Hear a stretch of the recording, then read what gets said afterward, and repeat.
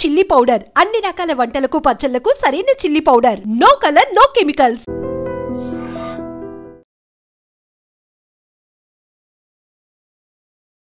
నమస్కారం. మనతో పాటు సామవేదం షణ్ముఖ శర్మ గారు ఉన్నారు. వారు కవి, ప్రవచనకర్త, సాహిత్యవేత్త, పండితులు, ఉపాసకులు. భారతీయతను, తెలుగుదనాన్ని మూర్తీభవించిన వ్యక్తి. వారి వల్ల ఎంతోమంది, కోట్లాది మంది ప్రభావితమవుతున్నారు. వైదిక ధర్మం పట్ల ఆకర్షణకి వస్తున్నారు. ఈ తరం వారు కూడా సామవేదం వారి ప్రవచనాలన్నా రచనలన్నా చాలా ఇష్టపడుతున్నారు. ఇటువంటి వారి అవసరం ఈ జాతికి చాలా ఉంది.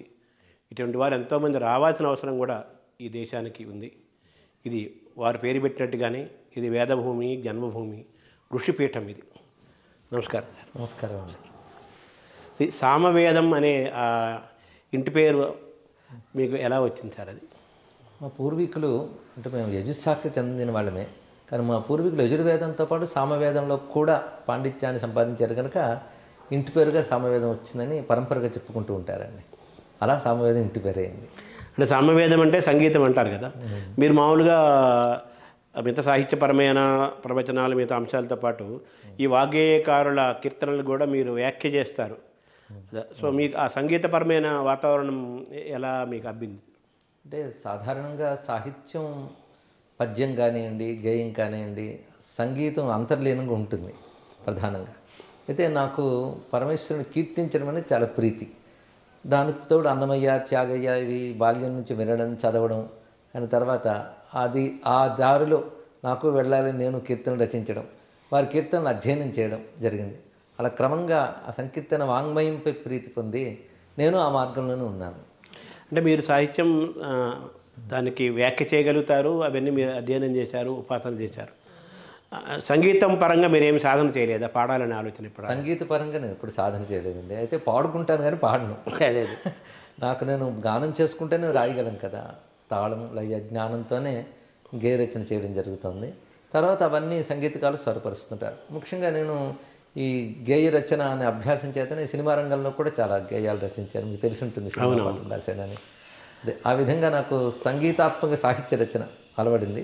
సంగీతంపై ఒకానొక కొద్దిపాటి అవగాహన ఉంది, సంగీతం యొక్క సంస్కారం ఉంది తప్ప సంగీత పరిజ్ఞానం మాత్రం నాకు లేదు. అదే మీరు మొట్టమొదటిగా మిమ్మల్ని ఏ వాగ్గేయకారుడి కీర్తన మిమ్మల్ని ఆకర్షించింది?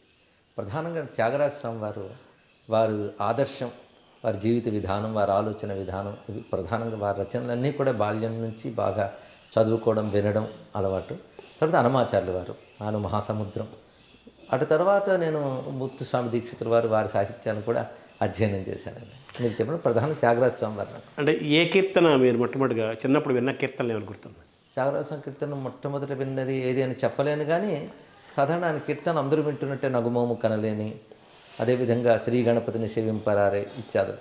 దానితో వారి వాంగ్మయాన్ని పరిశీలించాను. వారి నౌకా విజయం, ప్రహ్లాద భక్త విజయం ఇత్యాది గ్రంథములు ఉన్నాయి కదా, సంగీత రూపకాలు, ఇతరవన్నీ కూడా పరిశీలించడం జరిగిందండి.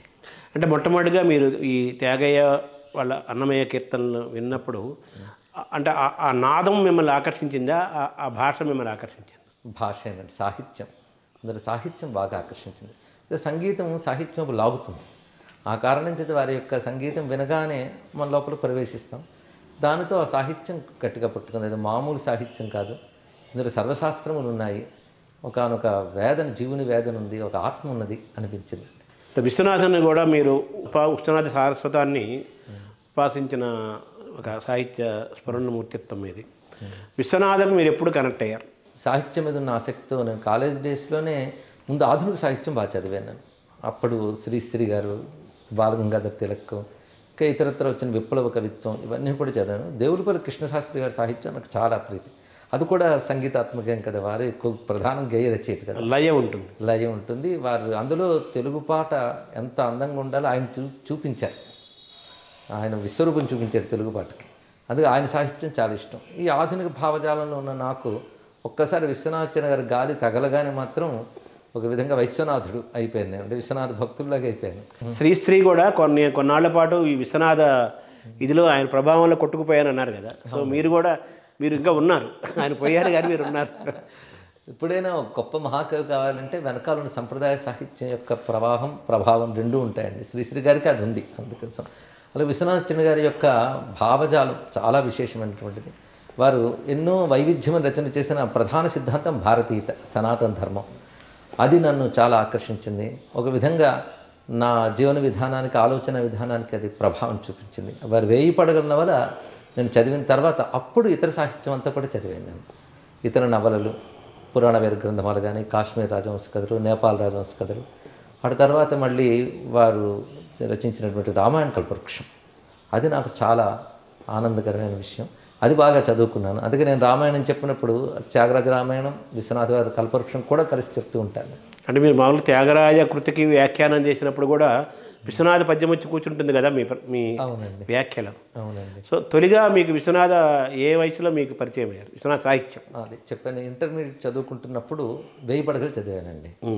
అక్కడ నుంచి ఇంకా విశ్వనాథాచార్య గారి పద్య కవిత్వం, ఆంధ్ర ప్రశస్తి కానివ్వండి, అలా గేయ కవిత్వం, కిన్నెరసాని పాటలు. ఆ వయసులోనే కిన్నెరసాని పాటలపై నేను ప్రసంగం చేశాను కాలేజీలో చదువుకుంటున్న రోజుల్లోనే. అలా ఇంకా వారి ఖండకావ్యాలు ఇవన్నీ కూడా చదువుకున్నానండి. అప్పుడు ఒక అవధానం తప్ప ఆల్మోస్ట్ ఆయన అన్ని ప్రక్రియలు ఆయన స్పృశించి వాడు అంత చూశారు కదా. అవునండి. విశ్వనాథ మీకు టోటల్గా ప్రక్రియలో ఏ ప్రక్రియకి ఎక్కువ మీరు కనెక్ట్ అయ్యారు ఆయన చేపట్టిన ప్రక్రియలు? ఆయన గురించి ఆ రోజునే చెప్తారు, ఆయన పట్టుకున్న ప్రతి ప్రక్రియని బంగారం చేశారని. అందుకని నవల కానీ, నాటకం కానీ, పద్యం కానీ ఏవి చేసినా అద్భుతంగా చేస్తారు. అసలు నాటకాలు చదువుతున్నా, నవలలు చదువుతుంటే మాత్రం అలాంటి జీనియస్ తెలుగు భాషలో ఉండడం, తెలుగు భాష చేసుకున్న అదృష్టం. కానీ గుర్తించని వాళ్ళు ఎక్కువ ఉన్నారు తెలుగువారు. కానీ అటువంటి నవలా రచయిత ప్రపంచ భాషా వాంగ్మయంలోనే ఆశ్చర్యకరమైన నవలా రచయిత. అద్భుతమైన కథాశిల్పం, అందులో అంతర్లీనంగా ధర్మాన్ని చెప్పడం, చరిత్రని ఒక మహర్షి నవల రాసినట్టు ఉంటుంది. అలాంటి నవలు ఆయన రచించారు. అంటే ఋషివంటి నన్నయ్య రెండవ వాల్మీకి అన్న శబ్దము ఆయన నన్నయ్య గురించి అన్నట్లుగా విశ్వనాథకు కూడా అది వర్తిస్తుందండి. అసలు 10 మంది కవుల గురించి చెప్పారు కదా.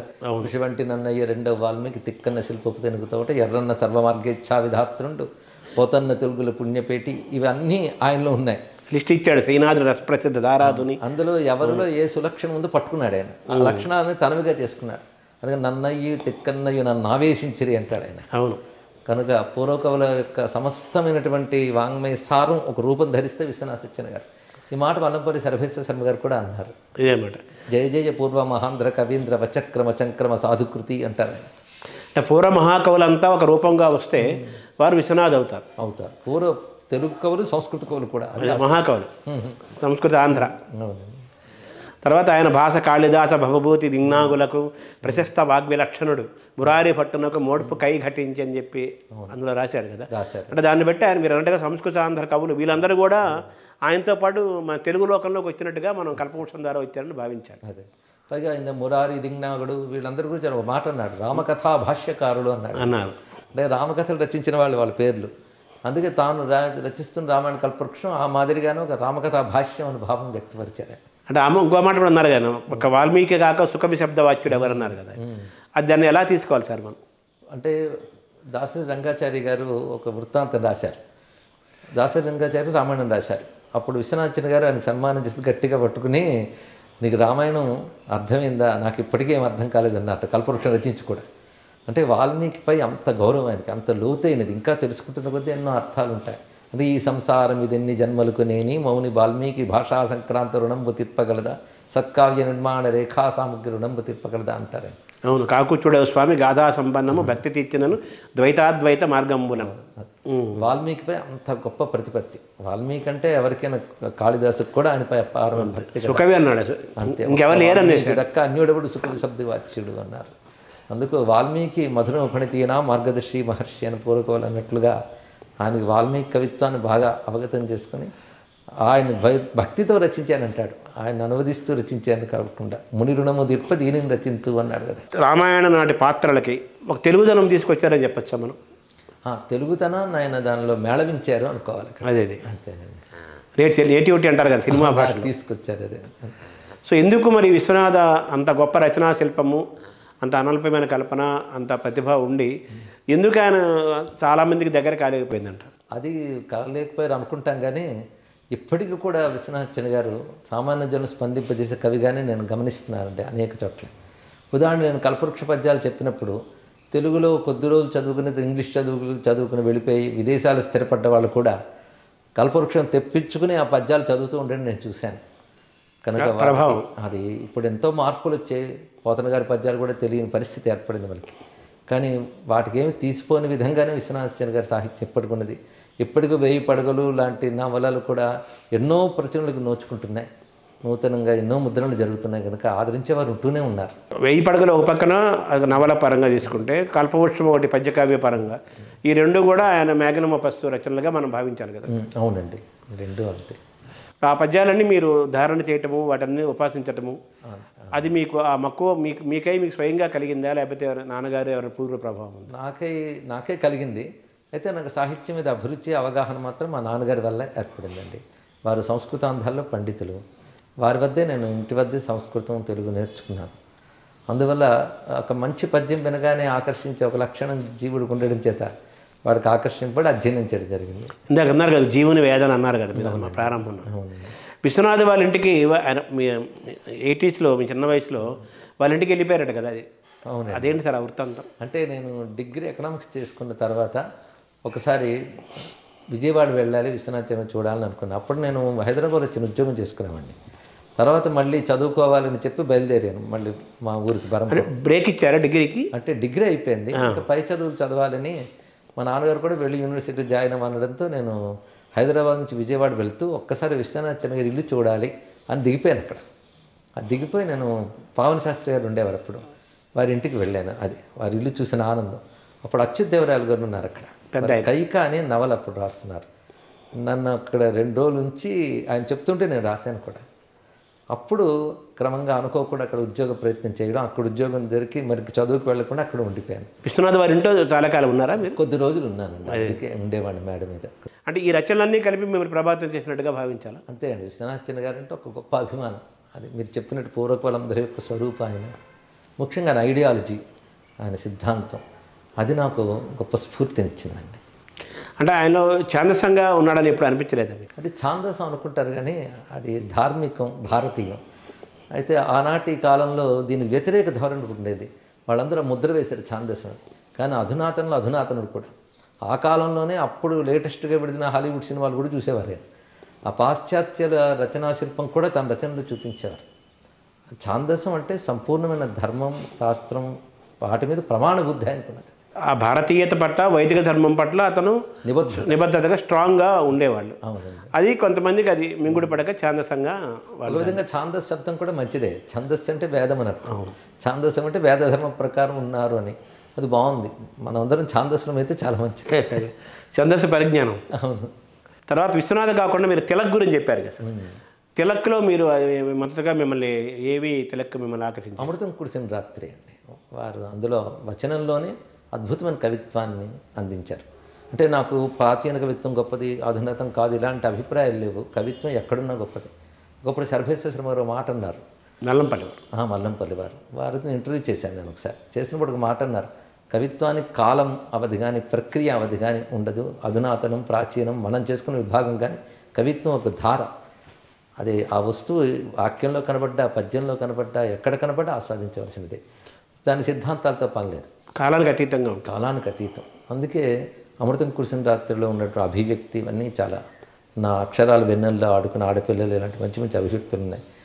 తర్వాత ఒక ఆర్ద్రమైనటువంటి హృదయం ఆయనది, అది అమృతం కురిసిన రాత్రిలో కనబడుతుందండి. తర్వాత ఆయన మీరు ఇందాక అన్నట్టుగా విశ్వనాథ వారి అన్ని ప్రక్రియలు ఆయన ముట్టిందంతా బంగారం అయిందన్నారు. అయిందని అందరికీ తెలిసింది, లోక విదితం అది. శ్రీశ్రీ లాంటి వాడు కూడా ఆయన ఆకర్షణలో కొట్టుమిట్టాడారు. అయితే తిలక్ గారు తిలక్ గారుగానే వెంటనే అమృతం కురిసిన రాత్రి అంటారు. ఆయన రాసిన గొప్ప గొప్ప నవళ్ళు కూడా, ఆయన గొప్ప నవలాకారుడు కూడా కదా తిలక్ కథలు చదివానండి మొత్తం, అవి కూడా చాలా బాగుంటాయి. అలా చలంగారి సాహిత్యం కూడా చదివాను నేను పఠ్యం, మ్యూజింగ్స్ మొదలైనటువంటివి చాలా బాగుంటుంది. నిష్కపటంగా మంచి ధారత ఆయన ఆవిష్కరిస్తారు. సిద్ధాంతం ఏదైనప్పటికీ కూడా రచనా శిల్పపరంగా చాలా గొప్పది. చలంగారి యొక్క ప్రతిభ ఎక్కడ ఉందంటే ఆయన శిల్పంలో ఉంది, రచనా శిల్పం. అవును, అంటే ధారాశుద్ధి బంధురతగా వచనం సాగుతుంది. దేవులపల్లి కృష్ణశాస్త్రి గారు మీకు ఎప్పుడు పరిచయం అయ్యారు సార్? వ్యక్తిగా నాకు అది కవితాపరంగా నేను ఇందాక చెప్పినట్టు ఆ కాలేజ్ డేస్లోనే ప్రభావితం అయ్యాను. సినిమామయంగానే ఆయన ఇతర రచన కృష్ణపక్షం మొదలైన కూడా చదవడం జరిగింది. ఆయన రేడియో శ్రవ్యనాటికలు కూడా చాలా రచించారు, శర్మిష్ఠ మొదలైనటువంటివి. ఇంకా పుష్పలావికలు అని ఒక సంపుటి వచ్చింది వచనంలో, చాలా గొప్పగా ఉంటాయి. మా ఊళ్ళో వీధి అరుగు ఇలాంటివన్నీ చాలా గొప్పగా రచించారు. వచనం కూడా ఒక గేయంలాగా మధురంగా ఉంటుంది. నారాయణ రెడ్డి గారు అన్నట్టు అది పాట ఎంత మృదువుగా ఉండాలి, ఎంత తీయగా ఉండాలి చూపించారు. విశ్వనాథ వారు కృష్ణశాస్త్రి గారి నుంచి ఒక మాట అంటారు, ఇక్షు సముద్రాన్ని వింటూ ఉంటాం, అది ఎక్కడో లేదు, కృష్ణశాస్త్రి గారి సాహిత్యమే అని అన్నారు. అంత మధురంగా అది పద్యంలాగా కూడా అనిపిస్తుంది కదా ఆయన మాలో కవిత అయినా కానీ దేవులపల్లి కృష్ణశాస్త్రి గారి. అవునండి, పద్యం పాట ఈ రెండు రిథమిక్ క్రియేషన్ ఆఫ్ బ్యూటీ అని కీట్స్ చెప్పినట్టు లయాత్మకమైన సృష్టి కనుక ఆ రెండిట్లోనే ఆ కవిత్వం చాలా చక్కగా పలుకుతుందండి. అంటే ఆ శ్రీనాథుడిలో కూడా ఆ లయ తూగు ఉంటుందంటారు. అవును, శీసపద్యాలన్నీ అదే. అవునండి. సో వీళ్ళకి కూడా పూర్వ కవుల యొక్క ఆ భాషా సంస్కారం వీళ్ళకి కూడా అబ్బటం వల్ల మీరు ఇందాక అన్నట్టుగా వీళ్ళు వాళ్ళందరూ ప్రతిరూపాలు. అయితే ఆధునిక యుగంలో ఇంకొక రూపాన్ని, ఇంకొక రూపాన్ని తీసుకొచ్చి వాళ్ళ సాహిత్యపరమైన యజ్ఞం వాళ్ళు నిర్వర్తించారని చెప్పుకోవాలి. ఎప్పుడైనా సరే ఒక కవి గొప్పవాడు కావాలంటే తన పూర్వకవులు అందరూ అధ్యయనం చేసి వారిలో ఉన్న మంచిని, గొప్ప లక్షణాలని తనదిగా చేసుకుంటే కానీ ఆయన మళ్ళీ నిలబడ్డ గొప్ప కవి కాలేడు అని జాషువా గారే చెప్తారు మనకి. ఎందుకంటే సంస్కృత సాహిత్యాన్ని మొత్తం చదివి, కవిత్వం యొక్క సాహిత్యాన్ని చదివి ఇవన్నీ అయితేనే కవిత్వం రాయగలరని జాషువావే అంటారు. కవిగా మారబోయే ముందు ఇవన్నీ కంపల్సరిగా చదవాలి అని ఆయన ఒక రకంగా మనకు పాఠం బోధించినట్టు. అవునండి, ఆయన చదివే ఉంటారు కదా. అయ్యో, లేకపోతే ఆ పద్యరచన శిల్పం రాదు కదా. జాషువా కూడా మిమ్మల్ని ఆకర్షించారు. జాషువా కూడా ఆయన పద్యాలు చదివానండి, చాలా ఆకర్షించాను. మీరు కవిత్వ రచన అనేది ఎప్పుడు మీరు ప్రారంభించారు? కవిత్వ రచన అనేటువంటిది నేను ఆ కాలేజ్ డేస్ అంటారే దానికంటే ముందే ప్రారంభించాను నేను. అప్పుడు మంచి ఈ ఆధునిక కవిత్వం చదివిన ఆవేశంతో కొంచెం వచన కవిత్వాలు, గేయ కవిత్వాలు, ఈ ప్రకృతికి సంబంధించిన భావ కవిత్వం లాంటివి కూడా రాసేవాడిని. అంటే అక్కడ దేవులపల్లి ప్రభావం ఉందంట. దేవులపల్లి ప్రభావం, శ్రీశ్రీ ప్రభావం, ఇలాంటి తిలక్ గారి ప్రభావంతో కూడా నేను కాలేజ్ డేస్లోనే ఇలాంటి కవిత్వాలు రాసేవాడిని నేను. అంటే ఆ ప్రభావం నా తర్వాత సినిమా రచనల్లో కూడా ఉన్నది. అంటే మీ సినిమా రచనలో దేవులపల్లి కృష్ణశాస్త్రి, శ్రీశ్రీ, తిలక్ వీళ్ళందరి ప్రభావము, విశ్వనాథ యొక్క వైదిక ధర్మము, భారతీయత ఇవి కలిసిమెలిసి మీరు అనుకోకుండా మీరు అక్షరం పదం నిర్మాణం జరిగేటప్పుడు అవును సహజంగా వస్తే మనం చదివిన వాటి వాసనలు ఉంటాయి కదా, అవును సంస్కారాలు వస్తే అభివ్యక్తులు. మీరు మొట్టమొదటి ఉద్యోగం చేసిన ఉద్యోగం స్వాతేనండి? అవునండి, మొట్టమొదటి ఉద్యోగం అదే. అది ఎలా మీరు చెప్పాను కదా ముందు, నేను హైదరాబాద్లో కూడా ఒక చిన్న పత్రికలు అప్పుడు చేసేవాడిని. అది కొద్ది నెలలే. తర్వాత వస్తూ పావన శాస్త్రి గారి ఇంటికి వచ్చినప్పుడు నేను ప్రయత్నించింది స్వాతి పత్రికలోనే. వెంటనే ఉద్యోగం దొరికింది. అది పేరెన్నెగ్గిన పత్రిక కనుక నాకు రచన మీద ఉన్న ఆసక్తితో అక్కడ స్థిరపడ్డాను. 7 ఏళ్ల పాటు పాత్రికేయుడిగా చేసేవాడు. అక్కడ ఏమేం చేసేవాళ్ళు సార్? అక్కడ స్వాతిలో మీరు సంపాదక వర్గాల్లో ఉండేవాడిని అండి.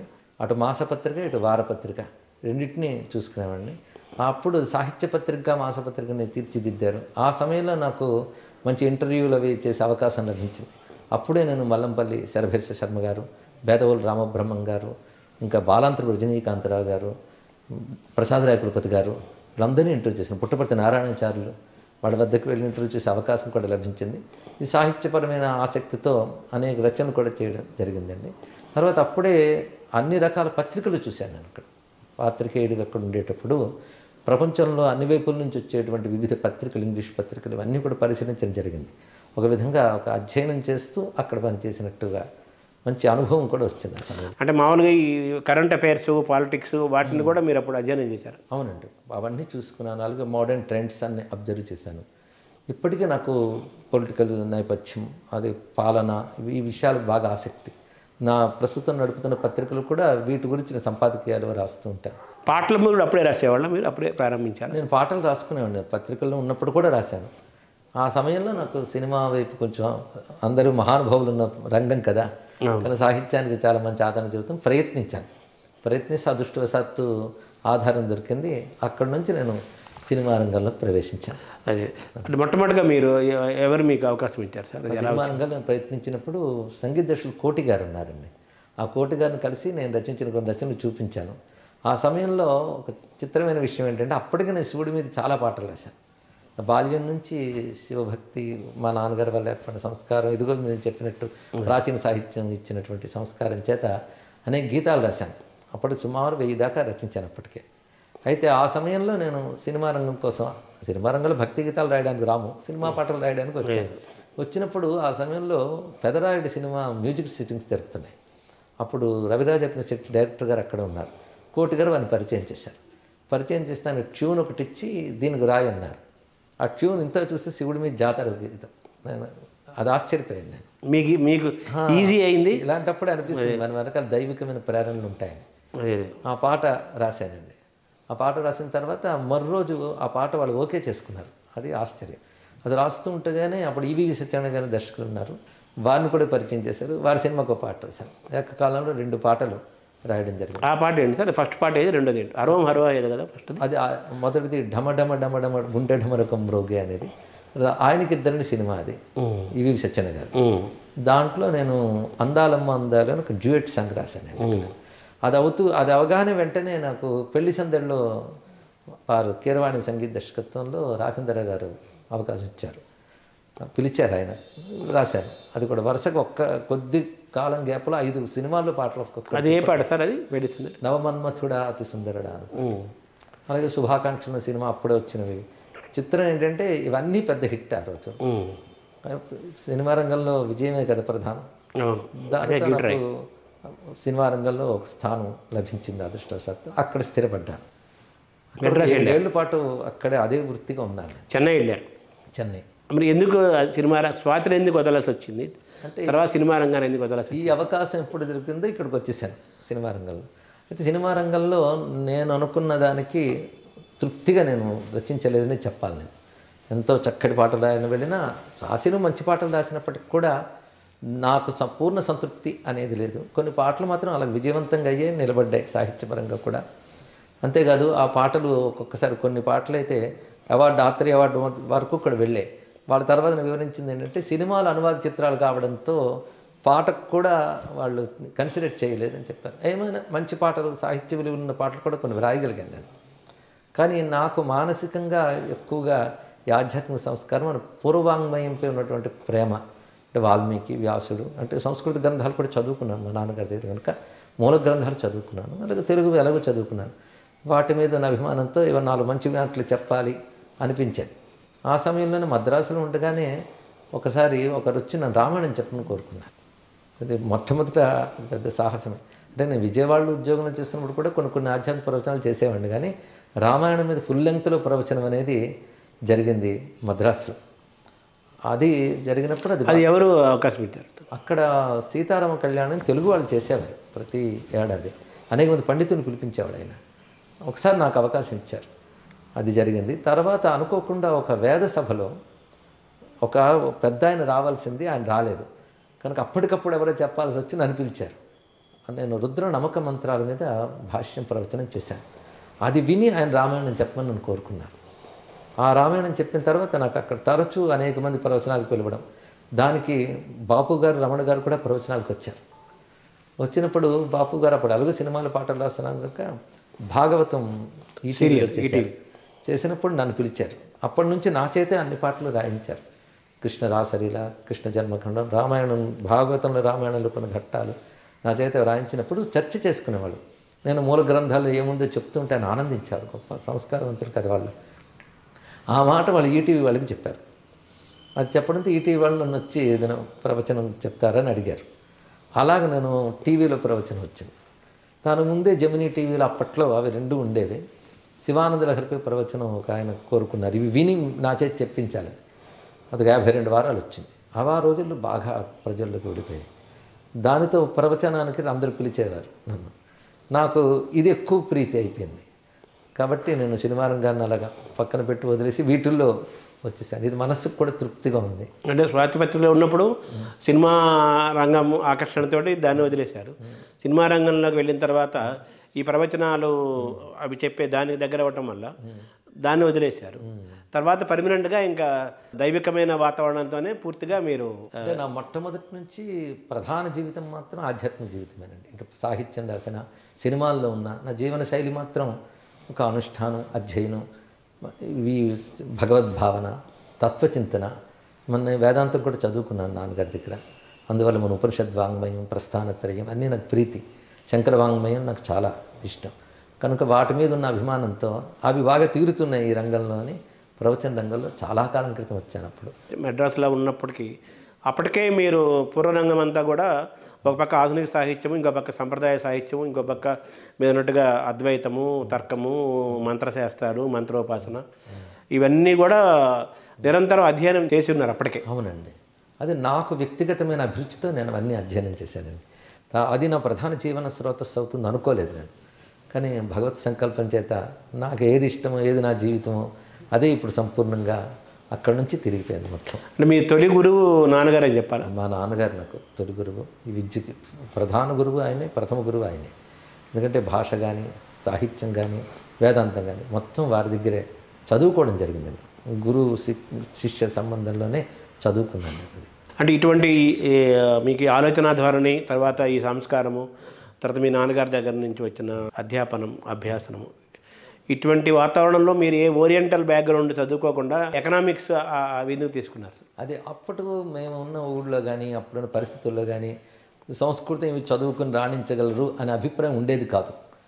పైగా వాటిపై అంత ఆదరణ ఉండేది కాదు. అందుకే అధునాతన విద్యలో చదువుకో, వీటి వల్లనే బాగుంటుంది భవిష్యత్తు అని పెద్దలు కూడా అనడం జరిగింది. అందుకే ఇటు నేను వచ్చాను. కానీ తర్వాత ఇదేనా ప్రధానమైంది ఇక్కడ. ఇది నేను ముందు ఊహించుంటే అలాగే ఓరియంటల్ చదువుకునేవాడినేమో. అది ఎప్పుడైనా అనిపిస్తుందా మీకు? చిన్న వెలితి అనిపిస్తుంటుందండి. అయితే కొంత వెలితిపోయింది. సంస్కృత భారత పరీక్షలు చదువుకుని భాషల సంస్కృతం రచన చేయడం, సంస్కృతం అధ్యయనం చేయడం వచ్చింది కనుక కొంత తృప్తి ఉంది. కానీ దాని విధంగా ఒక ప్రామాణికమైన యోగ్యతా పత్రాలు లేవే అని కొంత వెలితి ఎప్పుడు ఉంది. అది డిగ్రీలు లేని పాండిత్యము వన్యకురానంటే పాడు కాలాన్ని పుట్టానంటగా. అది అయితే మీరు సంస్కృత అధ్యయనం ఎలా చేశారు సార్? అది ఎలా జరిగింది? అది పద్ధతిగా నాన్నగారి దగ్గర నేర్చుకున్నానండి. అంటే మా నాన్నగారు సంస్కృతం నేర్పేవారు అధ్యాపకులుగా ఉంటూ. వారు ఆ విద్యార్థులతో పాటు నేను ఉండి నేర్చుకునేవాడిని. అది అలా పెంచుకుంటూ వెళ్ళారా మీ అధ్యయనం? అవునండి. అంటే డిగ్రీలుగా కాలేజీలో చదవలేదు, కానీ ఇంట్లో ఇంటి విద్యగా అధ్యయనం చేశాను. ఎందుకంటే మా నాన్నగారు, మా తాతగారు, ముత్తాతగారు అందరూ సంస్కృత పండితులే. తొలి రచనగా మీరు అనేక రచనలు, చాలా రచనలు చేశారు. కవిత్వము పొంగి పొరలుతుంటుంది, తర్వాత భక్తి ఎలాగో ఉంటుంది. మీకు మీ హృదయానికి బాగా అత్తుకున్న తొలి రచన దేనిగా చెప్పాలి? అంటే నేను మొట్టమొదటి బాల్యంలోనే ముందు వెంకటేశ్వర వచనములని పెత్తిరుమలాచార్య వారి చదివి తెలుగులో అలా రాయాలనిపించి మహేశ్వర వచనాలను రాశాను. అప్పుడు ఇంకా నేను కాలేజ్ కూడా స్కూల్ డేస్లోని. అవి ఆ రోజుల్లో ఒక చిన్న పత్రిక చూసే పత్రిక పంపాను. వారు దాన్ని సీరియల్గా వేశారు. ఆ సమయంలో అన్నమయ్య ప్రభావంతో శివునిపై నేను శివకీర్తనలు రాయడం మొదలుపెట్టాను. ఆ శివకీర్తనలు అప్పట్లోనే నేను కాలేజ్ డేస్లోనే శ్రీశైల ప్రభ పత్రిక పంపాను. వారు అది సీరియల్గా వేశారు కొన్నాళ్ళు. అలాగే ప్రోత్సాహం రాగా నాకు ఇంకా ఉత్సాహం కలిగి రాశాను. తర్వాత అప్పుడప్పుడు ఆధునిక భావాలతో ఇవి రాసినవి ఉన్నాయి. అవి నాకు పెద్ద గుర్తులో లేవు, కానీ ప్రాణం పెట్టి రాసుకునే శివ సంబంధమైనవి మాత్రం. అంటే మీ మానసిక ప్రయాణం అక్కడ లేదు? అక్కడ లేదు. అది తర్వాత నేను రామాయణ రహస్యాలు చెప్తూ పద్యాలు రాయాలని నేను రామచంద్ర ప్రభు అని ఒక్కొక్క పద్యం రాసి అందులో రామాయణం యొక్క రహస్యాలు, అందులో చూడవలసిన కోణాలు నాకు అనిపించింది, అందులో రాసుకుని వాటికి మళ్ళీ తర్వాత నేనే భాష్యం రాసి వచనంలో తీసుకొచ్చాను. ఇంకా మా నాన్నగారు ఒకసారి అన్నారు, నీలకంఠేశ్వరాన్ని మొక్కటంతో శివుడిపైన పద్యాలు రాజు, అది నీకు జన్మకి సార్థకతనిస్తుంది అన్నారు. ఇది బాగుందని నీలకంఠేశ్వరాన్ని మొక్కటంతో కేవలం శివుడి కంఠాన్ని బేస్ చేసుకుంటూ నేను ఒక 110 పద్యాలు రాశాను. ఆయన కంఠంలో విషయాన్ని దాచుకున్నాడు కదా ఆయన. ఆ కంఠాన్ని ఆధారం చేసుకుంటూ అనేక రకాల భావాలతో, అంటే కారుణ్యం అందులో కనబడుతుంది. జగత్తును రక్షించడం అనేది కదా అందులో కనబడుతున్నది. ఎంతో ఉన్న హలాహలానలము నింతే చిట్టి నేరేడుగా వింతం దాలిచి మృంగినట్టి పలు విన్నానివే నీవు ఆ కొంతన్ మాయము చేయకే గళమునను కూర్చుండగా చేసితో భ్రాంతిన్ బాపు అభీతి చిహ్నమిది ఔరా నీలకంఠేశ్వర. దూర్జటి ప్రభావం ఏమైనా ఉందా? అది ఉందండి. దూర్జటి విశ్వనాథ వారి విశ్వేశ్వర శతకం వీడి ప్రభావం కూడా నాకు ఉన్నది. అయితే ఈ పద్యాలు నేను రాస్తున్న దశలోనే అప్పుడు నాకు మంచి అవకాశం ఏంటంటే గుంటూరులో సాహిత్య సభ జరిగింది. అప్పుడే సినిమా రంగంలోకి వెళ్ళిన తొలి దశలో అప్పుడు నన్ను పిలిచారు ఇతర కవులతో పాటు. అయితే కులపతి గారు ఉన్నారు కదా అని ఉత్సాహంతో నేను పద్య కవిత్వం చదివాను. నీలకంఠేశ్వర కొన్ని పద్యాలు, రామచంద్ర ప్రభు కొన్ని చెప్పారు. ఆయన చాలా ఆనందించి నన్ను ఆశీర్వదించారు. దానితో ఈ పద్యాలు వారికి సంతోషం కలిగి ఆ శైలిని చూసి ఆ సభలోనే ఆయన అభినందించడం కాకుండా వ్యక్తిగతంగా కూడా నన్ను పిలిచి మాట్లాడారు. శ్రీమత్ శబ్ద మహాబ్ధిమంతన కళాశీలుండన వేళ ఈశా మున్ముందునే కాదు కట్టకడపన్ సాధించు నా వాంగ్మయ ప్రామాణ్యంపు ఫలమ్ములన్నయున్ నీ పాదాలపై నుంచెదన్ సీమాశూన్య కృపా మహత్వ నిపుణ శ్రీ నీలకంఠేశ్వర. శ్రీమత్ దాంట్లో కూడా దుర్జటి పద్యం దాంతో మొదలవుతుంది కాబట్టి. అవును, అంటే మనకు శతకవాంగ్మయంతో శ్రీకారంతో ప్రారంభించిన సంప్రదాయం కదా మనకి. శ్రీ విద్యుత్ కలితాజవంజవ అవును, దూజటిది అలా రచించారు ఆయన. సో మీకు శ్రీనాథుడు తగలలేదా? మీకు శ్రీనాథుడు నాకు మహా ఇష్టమైనటువంటి కవి అండి. శ్రీనాథుడు కవిత్వం అంటే ప్రాచీన కవుల్లో శ్రీనాథుడు నాకు అత్యంత ప్రీతి. ఆయన పద్య విన్యాసం, భావం, ఆయన ఈశ్వరార్చన కళాశీలత ఇవి నాకు చాలా ప్రీతి. అందులో నేను శృంగారనిషధం ఇవన్నీ చదివాను, హరవిలాసం. కాశీఖండ నాకు చాలా చిన్నప్పటి నుంచి చదువుకునేవాడిని. ఆ కాశీఖండ వచనం కానీ పద్యం కానీ పండినతనం, ప్రౌఢత్వం గొప్పగా కనబడుతుంది. అదే కాశీఖండ అయిపోయిండం అంటారు కదా. అవును, అసలు సంస్కృతం కూడా ఆయనదే అని కూడా ఒక వాదన ఉంది. సంస్కృతం వ్యాసకృతం అండి. ఎందుకంటే మన తెలుగు వారికి తెలియని కాశీఖండం ఉత్తరాదిలో వాళ్ళందరూ కూడా చదువుతూ ఉంటారు కదా. 12,000 శ్లోకాల గ్రంథం స్కంద పురాణంలో కాశీఖండం ఒకటి. ఆ పరిచయం శ్రీనాథుడు ఇస్తాడు. స్కంద పురాణ సంహితకు ఖండము లేవది అంటూ అందులోనూ ఒకటి ఇది మన కాశీఖండం. కానీ శ్రీనాథుడు కాశీఖండం ఎంత గొప్పగా రచించారంటే బహుశా కాశీలో ఇంతమంది తెలుగు వాళ్ళు ఉండే కారణం విశ్వనాథుడికి శ్రీనాథుడి కవిత్వం నచ్చి తెలుగువాడిని చారదీశాడు అనిపిస్తుంది. విశ్వనాథ సత్యనారాయణ రామాయణ కలపురుషం ద్వారా రామాయణ పాత్రలన్నీ వాతావరణం తెలుగుదనం చేసినట్టుగా వారణాసిని తెలుగుమయం చేసేసి. అంటే వారణాసి గురించి అనేక మంది పూర్వులు వర్ణించినప్పుడు పురాణాల్లోనూ కావ్యాల్లో వర్ణించిన కాళిదాసాదులు వర్ణించినప్పటికీ కూడా శ్రీనాథుడు వర్ణించిన తీరులో ఉన్న ప్రత్యేకత ఏంటంటారు సార్? శ్రీనాథుడు ఒకవైపు కవిత్వం మరియు భక్తి ఈ రెండు కలిపి కాశీఖండాన్ని అనువదించడం ఆయన యొక్క గొప్ప విషయం. అది ఎవరు తెలుగులో చేయలేదు. కాశీఖండం సంస్కృతంలోనే అసలు అయ్యప్పిండం అనే మాట శ్రీనాథుడు పుస్తకం చూసి చెప్పుండరు, సంస్కృత గ్రంథం చూసి చెప్పుంటారనిపిస్తుంది. అయ్యప్పిండమే అది, ఆర్యవాక్ అది. ఎందుకంటే వ్యాసుడి శైలి కాశీఖండంలో ప్రత్యేకంగా ఉంటుంది. ఇక్కడ తాత్విక చింతన చాలా ఉంటుంది కాశీఖండంలో విశేషించి. పైగా అనేక పురాణముల సారంలా కనబడుతుంది. అలాంటి గ్రంథాన్ని ఆయన తెలుగు ప్రబంధంగా తీసుకురావడం చిన్న విషయం కాదు. ఎందుకంటే మూలం కూడా నేను చదివాను కనుక శ్రీనాథుడికి చేతులకు దండం పెట్టాలనిపించింది. అంత అద్భుతంగా కావ్య రూపం తీసుకొచ్చాడు. అంటే మీ తులనాత్మకంగా మీకు ఏమనిపించింది సార్ దానికి దీనికి? మూలం యొక్క హృదయం దెబ్బతినకుండా ఎక్కడ క్లుప్తంగా తీసుకోవాలి, ఎక్కడ విస్తారపరచాలో అని చూపించి చక్కగా రచించారు అంతా కూడా. అంటే మన వ్యాస భారతాన్ని కవిత్రయం చేసినట్టుగా అనుకోవాలా? అలాగే అనుకోవాలి. అయితే కొన్ని విషయాలు ఆయన వదిలిపెట్టారు. పురాణ శైలిలో రచించలేదు, ఆయన కావ్య శైలిలో రచించారు కనుక కావ్యానికి అనుగుణమైన పద్ధతులు స్వీకరించారు. రసవత్తరంగా సన్నివేశాన్ని పండించారు. ఇప్పుడు శృంగార నైషధం కూడా శ్రీహర్షుడి నుంచి తీసుకున్నారు కదా. సో దాన్ని మీరు అలాగే తులనాత్మకంగా మీరు చదివారు? చూశానండి. శ్రీహర్షుడిది ఇద్దరికి ఒక కామన్ సామాన్యాంశం ఏంటంటే ఇద్దరు చింతామణి సరస్వతి ఉపాసకులు. బహుశా ఆ ఉపాసన బలం చేతనే శ్రీహర్షుడు చింతామణి సరస్వతి ఉపాసకుడు. అందుకే నైషధం విద్వద్ ఔషధం అంటారు కదా, అది ఆయన గ్రంథం బట్టి వచ్చినటువంటిది. శ్రీనాథుడు కూడా చింతామణి, ఆయన చింతామణి సరస్వతి ఉపాసకుడు తెలుస్తుంది మనకి. ఎందుకంటే అందులో సరస్వతి శ్లోక వర్ణంలో అట్లా కనబడుతుంటుంది. లేకపోతే అంత సిద్ధ కవిత్వం ఎక్కడ వస్తుంది? అలాగే శృంగార నైషధం పేరు పెట్టారు, కానీ చాలా ఉదాత్తమైనటువంటి శృంగారమే రచించారు శ్రీనాథుడు. చాలామందికి తెలియదు ఆ విషయం, కానీ ఉదాత్తంగా రచించారు, అద్భుతంగా చేశారు.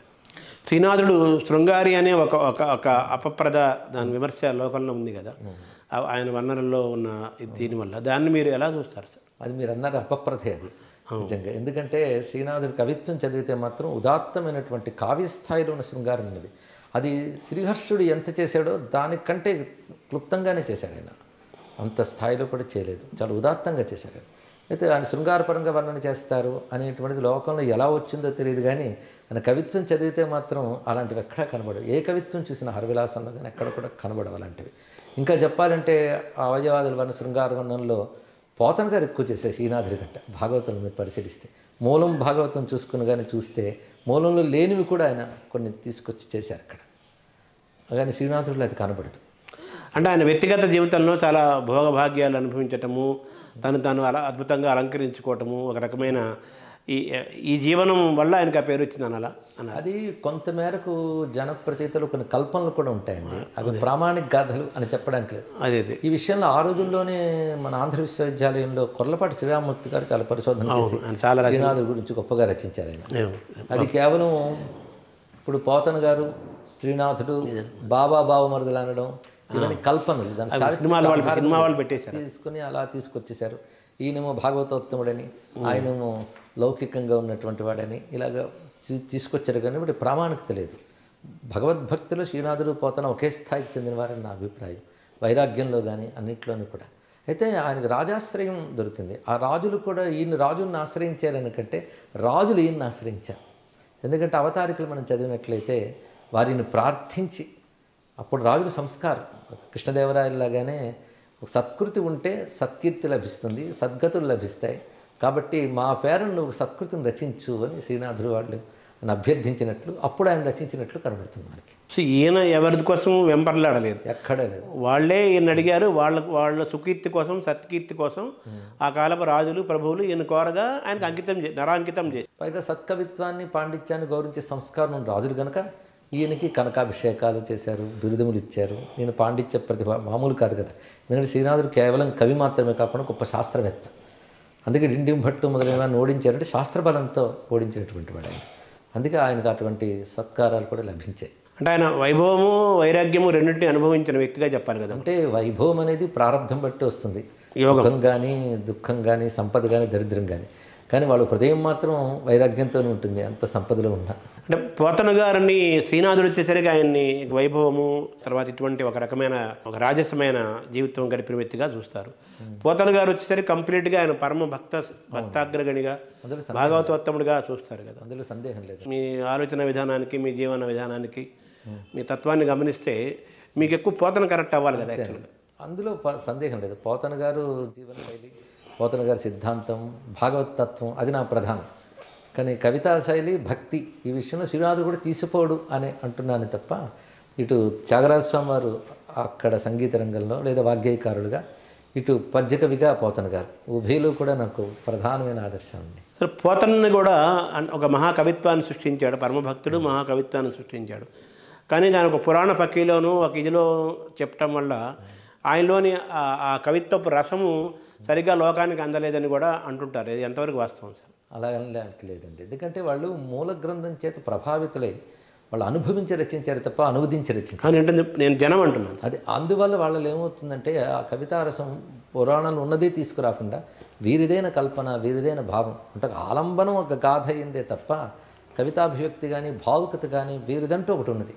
కేవలం అనువాద కవులు కాదు వీళ్ళు, వీళ్ళ అనుభూతి కవులు. అందుకోసం వారిదిగానే కనబడుతుంది మనకి. అందుకే పోతన గారి శైలి విన్యాసం ఇవి మనకి చదివేటప్పుడు వ్యాస భాగవతం మనకు గుర్తురాదు, అది వారిదే అనిపిస్తుంది. ఇక్కడ ఆ విషయంలో మనకి పోతన గారి భాగవతం సాటి లేనటువంటి గ్రంథమే. మీకు ఇష్టమైన కవులు చెప్పమంటే ఆర్డర్లో ఎవరైనా చెప్పగలుగుతారు సార్? పూర్వమహాకవుల్లో నాకు శ్రీనాథుడు, పోతన గారు ఇద్దరు సమప్రీతి అండి. రెండు కళ్ళు. తర్వాత ధూర్జటి సాహిత్యం ఒకటే నాకు చాలా ఇష్టం. ఆయన రచించినవి ఒక శతకం, ఒక మహాత్మ్యం రెండే కావచ్చు, కానీ ఆ రెండు కూడా గొప్ప గ్రంథములు.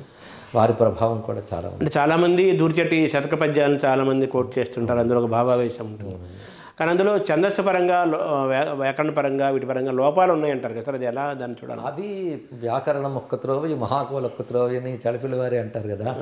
అందుకోసం వాళ్ళ ప్రయోగాలు సాహసంగా చేసినప్పుడు అలాంటివి జారచ్చు, కానీ రసధార ముందు ఇవి మనం పట్టించుకోకూడదు.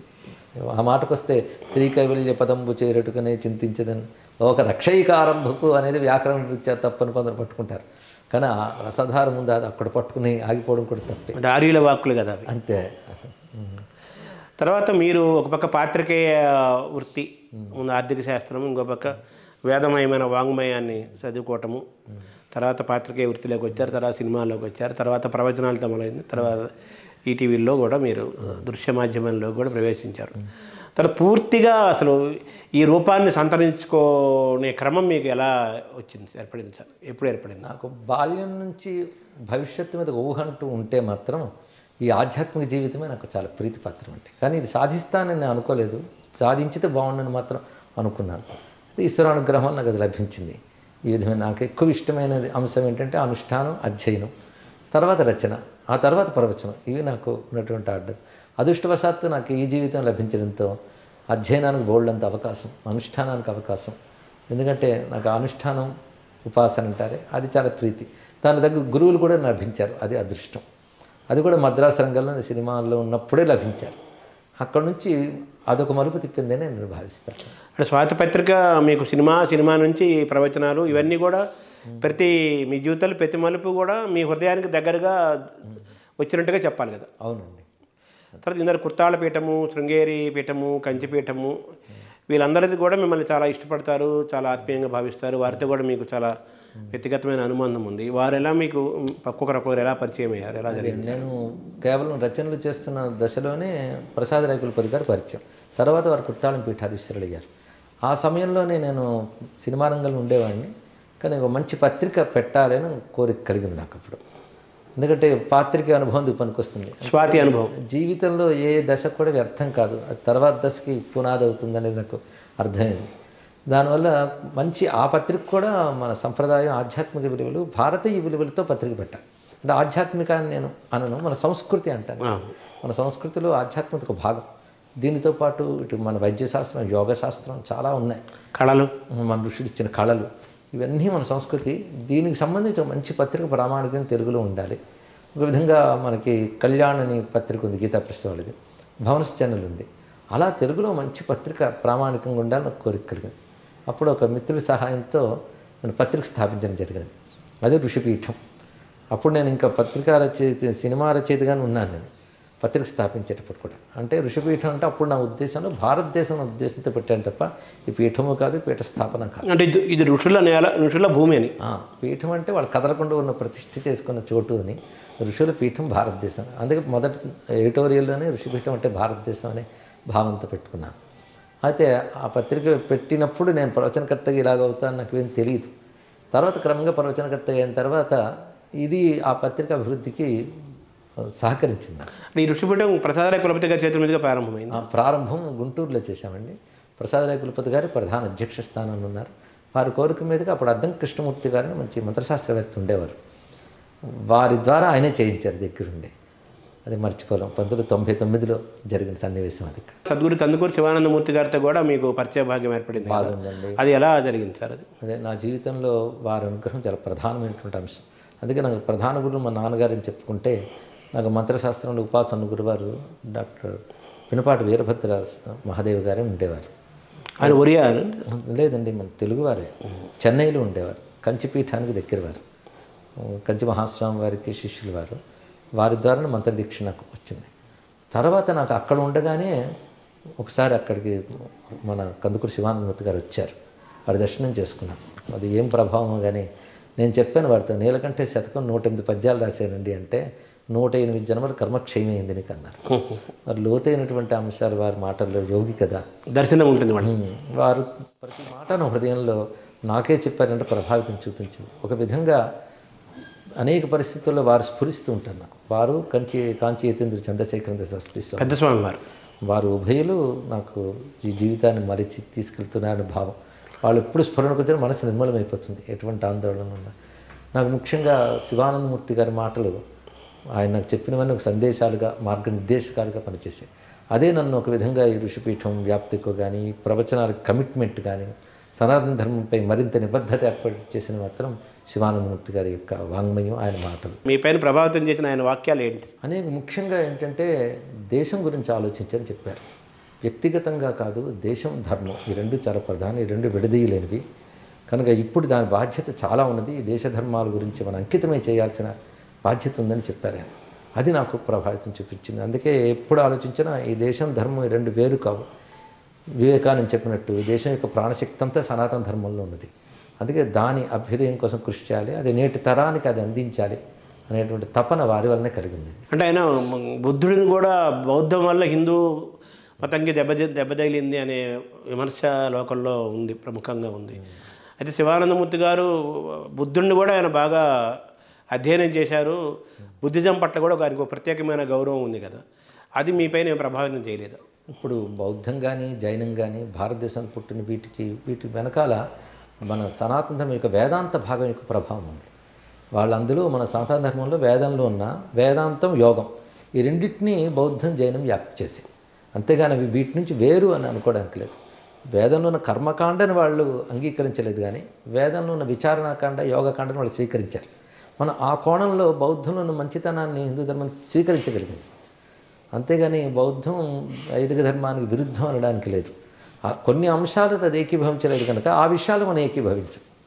కానీ తీసుకున్నటువంటి విచారణ భాగం, యోగ భాగం మాత్రం మనం స్వీకరిస్తాం. ఎందుకంటే ఇక్కడి నుంచే వెళ్ళింది కనుక. అంటే బుద్ధుడి నుంచి ప్రధానంగా మనం ఏం నేర్చుకోవాలి, ఏం తెలుసుకోవాలి? బుద్ధుడు వేరు, బౌద్ధం వేరండి. ఇక్కడ బుద్ధుడు కేవలం ఒక తత్వవేత్త. ఆ తత్వంలో మనకి ఆయన భగవంతుడి అస్తిత్వం గురించి ఉందని కానీ లేదని కానీ చర్చ చేయలేదు. ఆయన కర్మకాండాల విషయంలో ఆయన ఆసక్తి చూపించలేదు, అది ప్రధానంగా చెప్పలేదు. అంతేగాని విచారణకాండ, వైరాగ్యం ఇవన్నీ ఆయన చెప్పారు. ఇవి మనకి ఉపనిషత్తులోనే వైరాగ్యం గురించి ప్రశస్తి ఏమని ఉంటాయి. కనుక ఉపనిషత్ కాండలో ఉన్న భాగములే బుద్ధుడి సిద్ధాంతంలో కూడా మనకు కనిపిస్తూ ఉంటాయి. అందుక అది హిందూ మతంలో కలిసిపోగలిగింది. అంటే మూలం అదే, హిందూ మతం మూలమే అదే కదా. మూలం అదే. చంద్రశేఖరేంద్ర సరస్వతి స్వామికి మీరు ఎలా పరిచయం అయ్యారు, ఎలా జరిగింది? అంటే అందరిలాగే ఆయన పట్ల నాకు అపారమైన గౌరవభావం, సాక్షాత్ శివావతారమైన భావం, శంకరాచార్య పరిపూర్ణ స్వరూపం వారని. అలా నాకు ఊహ తెలిసిన దగ్గర నుంచి వారిపైన ఒక ఆరాధన ఉంది. ఇందాక చెప్పినట్టు నేను చెన్నై రాకముందే, నేను విజయవాడలో ఉన్నప్పుడే శివుడి మీద శివపదాలని చాలా రాశాను. అది ఒకసారి వారికి చూపించి వారి దర్శనం చేసుకోవాలనిపించింది. అప్పటికే వారికి నేను వెళ్ళేటప్పటికి 98 ఏళ్ళు దాటిపోయి. నేను అక్కడి నుంచే వచ్చాను, విజయవాడ నుంచి వచ్చినప్పుడు నేను రచించిన శివపదాల స్క్రిప్ట్ అలా పట్టుకుని క్యూలో నిలబడ్డాను. నేను మ్యాన్యుస్క్రిప్ట్ అది పట్టుకుని నిలబడి ఉన్నాను, పెద్ద క్యూ. అప్పుడు ఆయన మౌనంలో ఉన్నారు, పెద్దవారు అప్పటికే. నాపై ఆయన అనుగ్రహం ప్రసరించింది. ఒక వ్యక్తిని పంపించి అవేంటి ఆ చేతిలో పట్టుకున్నారు, తీసుకురండి అన్నారు. తర్వాత నేను ఆ పుస్తకాలు పంపితే దాని మీద ఆయన విభూది, కుంకుమ, ప్రసాదం వేసి పంపించారు, అది ఆశీర్వచనం. ఆ తర్వాత నేను అక్కడి నుంచి వచ్చిన తర్వాత వారి గురించి ఒక మంచి వ్యాసం కూడా అప్పుడు పత్రికలో రాయడం జరిగింది. 2 వ్యాసాలు రచించారు. అంటే వారు పరమపదించడానికి ముందు, నిర్యాణం తర్వాత కూడా రాశారు. తర్వాత నుంచి వారు ఒక కనబడకుండానే పరోక్షంగా ప్రేరణ బాగా ఉందనిపిస్తూ ఉంటుంది నాకు. అంటే వారి బోధలన్నీ చదువుకున్నాను, అందుకే నా భావాలపై వారి యొక్క సంపూర్ణ ప్రభావం ఉంటుంది. తర్వాత జయేంద్ర సరస్వతి, విజయేంద్ర సరస్వతి వీరితో మీకు కంటిన్యూ అయిందా? తర్వాత కంటిన్యూ అయింది. తర్వాత నీటి వచ్చి ఈ రంగంలోకి వచ్చిన తర్వాత నేను జయేంద్ర సరస్వతి వారిని వారు కలిశాను. వారు నా విని నన్ను ఆదరించి ఒకసారి నేను ఢిల్లీలో ప్రవచనాలు చేస్తున్నప్పుడు స్వామివారు అక్కడ ఉన్నారు, వచ్చి విన్నారు కూడా వారు. తర్వాత కాంచీపురంలోనే నా చేత అమ్మవారి మందిరంలో ప్రవచనం చెప్పించారు. తర్వాత పీఠం దగ్గరకు వచ్చి కూడా చెప్పు అన్నారు. అప్పుడు పెద్ద స్వామివారు నిర్యాణం చెందారు. ఆ సమాధి వద్ద, సన్నిధానం వద్ద చెప్పాలని కోరుకున్నారు. అప్పుడు పరమాచార్య గురించి ప్రవచనం చేస్తుంటే అది విన్నారు వారు. విజయేంద్ర సరస్వతి వారిని నన్ను ఆశీర్వదించారు. అది తర్వాత విజయేంద్ర సరస్వతి వారికి కూడా అదే వాత్సల్యం నాకు ఇప్పటికీ ఉందండి.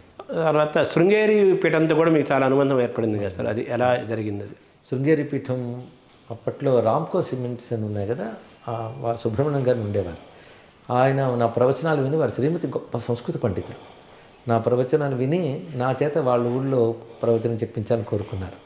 అప్పుడు వాళ్ళు శృంగేరిలో కూడా ఒక కట్టడం కట్టుకుని దాని ప్రారంభోత్సవాన్ని రమ్మని నన్ను కోరుకున్నారు. నేను వెళ్ళాను. వెళ్ళినప్పుడు నన్ను స్వామివారికి తీసుకెళ్లారు. అదే ప్రథమంగా భారతీదేశ మహాస్వామిని దర్శించారు. నన్ను చూస్తూనే ఆదరంగా పిలిచారు. అప్పటి నుంచి ఆ పీఠంతో అనుబంధం ఉన్నది. గురుస్థానంగా భావిస్తాను నేను భారతీదేశ మహాస్వామి వారిని. వివిధ సందర్భాల్లో వారు నన్ను పిలిపించడం, శృంగేరిలో ప్రవచనాలు చేయడం కూడా జరిగింది. నా భాగ్యం ఏంటంటే ఆయన వింటూ ఉండగా గంటన్నర ప్రవచనం చేశాను నేను. అదొక భాగ్యం. అంటే ఏ టాపిక్ మీద చేశారు? అంటే నా అక్కడ ప్రవచనం శివతత్వం మీద చెప్తున్నాను. ఆ చివరి రోజు వచ్చేప్పుడు శివపార్వతుల కళ్యాణ ఘట్టం, అది వారి సమక్షంలో చేయాలి అని కోరిక. అది నిర్వాహకులు అడిగితే చేయమని అన్నారు. వారి ముందు, అందులో ఒక యతీశ్వరుల ముందు కళ్యాణ ఘట్టం ప్రవచనం చేయడం చిత్రమే. కళ్యాణాన్ని తాత్వికంగా చెప్పగలిగే అదృష్టం లభించింది. అది విని వారు ఆదరించారు. అంటే వారి ముందు మాట్లాడడమే భయం, ముక్తి భవించిన సరస్వతి కదా, అలాంటిది వారి అనుగ్రహం వల్ల మాట్లాడగలిగాను. వారు ఆశీర్వదించారు. అప్పటి నుంచి వారికి నాపై వాత్సల్యం. తర్వాత నేను త్యాగరాజ స్వామి గురించి తిరువయ్యాలో ప్రవచనం చేసినప్పుడు వారి శృంగేరి వారి ట్రస్ట్ ఉంది అక్కడ, త్యాగరాజ ఆరాధన కైంకర్య ట్రస్ట్. దాని ద్వారా నాకు సత్కారం పంపించారు శృంగేరి నుంచి. భారతీయ త్యాగరాజ సమ్మాన్ ఒక పెద్ద ప్రెస్టీజియస్ అవార్డు, అది ఇప్పించారు. అనేక పర్యాలు శృంగేరి వెళుతూ ఉన్నాను. తర్వాత వారి బోధలు అవి నాకు బాగా ప్రభావం చూపించాయి. అంతేకాదు ఇటీవల భారతీయ తీర్థ పురస్కారం కూడా నాకు అనుగ్రహించారు వారు. కళ్యాణం అంటే వాళ్ళ దృష్టిలో, పీఠాధిపతుల దృష్టిలో లోక కళ్యాణమే కదా. శివపార్వతులు అంటే ఈశ్వరుడు ఆత్మస్వరూపుడు, పార్వతీదేవి బుద్ధి స్వరూపం. తాత్వికంగా లోపల సమన్వయం ఉంటుంది, బయటకు కదలాగున్నా. తర్వాత బ్రహ్మానందం గారితో కూడా మీకు బాగా అనుబంధం ఉంది. ఏదో సందర్భంలో ఆయన మాట్లాడుతూ మీ గురించి ఒక గొప్ప మాట అన్నారు. ఆయన కడిగిన ముత్యము అన్నారు ఆయన. అది మీకు బ్రహ్మానందం గారితో ఎలా సార్ అనుబంధం? సినిమా రంగాల్లో ఉన్నప్పుడు మంచి మంచి సహృదయులతో స్నేహం ఉందండి. ముఖ్యంగా సిరివెన్నెల సీతారామ శాస్త్రి గారు వివిధ అన్నగారులాగే అలాగిద్దరం కలుసుకునే మాట్లాడేవాళ్ళం. సాహిత్య చర్చ, తాత్విక చర్చలు ఉండేవి. మంచి సాహిత్య వాతావరణం ఉంది. మంచి మంచి కవులు ఉన్నారు అప్పుడు, వారితో మాట్లాడుకోవడం. అదేవిధంగా తనికెళ్ళ భరణి గారు మంచి సాహితీవేత్త. అప్పుడు బ్రహ్మానందం గారు కూడా నాకు పరిచయం. బ్రహ్మానందం గారు కూడా మంచి సాహిత్యవేత్త, చదువుకున్నారు కదా తెలుగు బాగా. అప్పట్లో నేను మొట్టమొదటి శివపదం పుస్తకంగా తెనాలి ద్వారా వేయించారు మొదటిగా.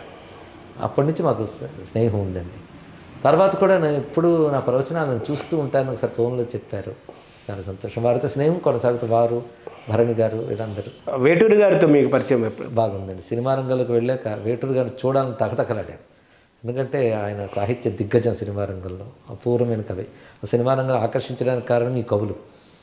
గొప్ప కవి ఆయన. ఆయన వెళితే నాకు చాలా ఆనందంగా పలకరించి ఆదరించారు. దాని తర్వాత వారితో అనేక సందర్భాలు మాట్లాడాను. ముఖ్యంగా నేను ప్రవచనాలు చేస్తున్న కాలంలో విశాఖపట్నంలో ఆయనకి స్వర్ణ కంకణం తొడిగారు సంస్థ వాళ్ళు, నా చేతితో చేయించారు. అప్పుడు ఇంకా దగ్గరగా ఉన్నాం. ఇది మర్చిపోలేని అనుభూతి. అంటే మీరు ఒక సినిమా కవిగా, ఒక సాహిత్యవేత్తగా, ఒక కవిగా, ఇటు వేటూరు గారిని, ఇటు సిరివెన్నెల గారిని, ఇద్దరిని మీరు వాళ్ళ సాహిత్యాన్ని దగ్గర నుంచి చూశారు, వాళ్ళను దగ్గర నుంచి చూశారు కదా. వాళ్ళిద్దరిలో ఉన్న ఒక్కొక్కరు ఆకర్షణ ఎక్కడ ఉందంటారు? ఎవరి శైలి వారిదే అయినప్పటికీ కూడా వేటూరు గారి పాట చాలా అలవోక వచ్చేస్తుంటుంది, హాయిగా ఉంటుంది.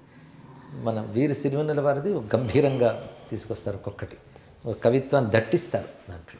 అందుకు కొన్ని పాటలు అయితే పాటే కావ్యంలాగా రచించినవి చాలా ఉన్నాయి. వేటూరు వారు ఒక మాట విసిరారంటేనే ఒక పెద్ద వాక్యంలో ఉంటుంది. నీ మౌనమే దశోపనిషత్తులే ఇలవెలయ అన్నారు. ఎంత లోతైనటువంటి మాట. ఇలాంటి మామూలు పాటల్లో కూడా చాలా గొప్పగా చూపిస్తారు ఆయన. పూర్వ ప్రబంధ కవి శైలి కూడా చూపిస్తారు. ఆయన కూడా విశ్వనాథకి పరమభక్తుడు కదా. అవును, వేటూరు గారు కూడా ప్రాచీన కవులందరివి కూడా బాగా అధ్యయనం చేసిన వారు. విశ్వనాథన్ గారు అంటే ఆయనకు చాలా ప్రీతి. తర్వాత ఈ పీఠాధిపతిగా మీరేమైనా భవిష్యత్తులో మారే అవకాశం ఉంటుంది? అలాంటివి ఏం లేదండి. ఇప్పుడు చేస్తున్నది కొనసాగితే అదే చాలు. అంటే ఇప్పుడు శివానందమూర్తి గారు మరి ఆయన్ని కూడా కాషాయం ధరించని కర్మయోగి అని, అంటే మామూలుగా ఆయన ఒక పీఠాధిపతి అని ఆయన తను తాను భావించకపోయినా, ఆ రూపం ఆయన సంతరించుకోకపోయినా, ఆయన నడిచిన మార్గం అటువంటి మార్గమే కదా. సో అటువంటి మీకు ఆయన అటువంటి ప్రేరణ ఏమైనా ఉందా? ప్రభావం ప్రేరణగా లేదు కానీ కేవలం భగవద్ ఉన్ముఖంగా ప్రయాణించడమే జీవితం అని నా తాలూకు అభిప్రాయం. భగవద్ అభిముఖంగా ప్రయాణిస్తూ ఉండాలి. మన లక్ష్యం భగవత్పాదాలే కనుక అక్కడ ప్రయాణిస్తున్నాం కనుక ప్రతి అడుగు అటువైపే వెళుతున్నప్పుడు జాగ్రత్తగా ఇప్పుడు ధర్మము, భక్తి, తత్వచింతన ఈ మూడు ప్రధానం. ఆ మూడింటితో నేను ప్రయాణం చేస్తున్నాను. అంటే మీ ఇష్టదైవంగా చెప్పాలంటే ఎవరు చెప్పాలి? అంటే అద్వైత సిద్ధాంతంలో పరమాత్మ విషయంపై ప్రగాఢమైన అభిప్రాయం ఉంటుంది. సచ్చిదానంద స్వరూపుడు పరబ్రహ్మ ఉపాసకుల కార్యం కోసం బహురూపాలు ధరిస్తాడు.